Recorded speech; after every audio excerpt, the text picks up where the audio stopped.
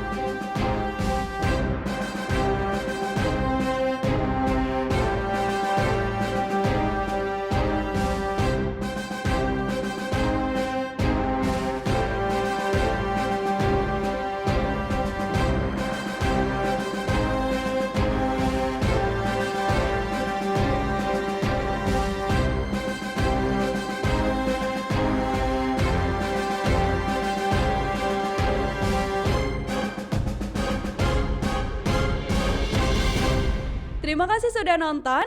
Jangan lupa like, subscribe, dan share ya.